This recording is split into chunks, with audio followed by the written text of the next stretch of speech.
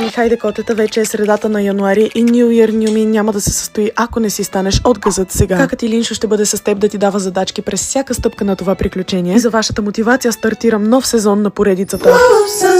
Ако ти трябва мотивация за чистене или лайфхакове за дългосрочен глоуап, мила, това е поредицата за теб. Преди да ти споделя задачата ти за днес, искам силно да те насърча да ме последваш и да ми харесаш видеото, ако искаш да ти излизат още от моите clean girl vibes, мила. И сега започваме с първата ти задача за тази година. Слушай внимателно. Чистиш у вас цяла сутрин, хубаво ти е, готино ти е, ставаш педикюр, маникюр. Ето какво да направиш, мила. Намираш Рали в Инстаграм. Молиш се на Рали да те вземе, защото тя е богиня на този свят. И когато Рали те вземе, отиваш, кланяш се пред нейната красота и нейният абсолютен талант. Наслаждаваш се на най-носталгичната и комфортна обстановка и на най-изписания и стънчен детайл на твоя нока. Рали ги убива тия ногти, изяжда ги. Излизаш от салона. Щастлива си. Тази година вече е по-успешна от миналата. И на всичкото отгоре вече си изтъркала и измила. Всичко у вас с старите ногти и тези няма да барнат нищо. Пишете в коментарите коя е следващата задача, за която ви трябва мотивация. Само да не е даскало, там не мога да ви помогна. Прибираш се, мила, ядеш авокадо.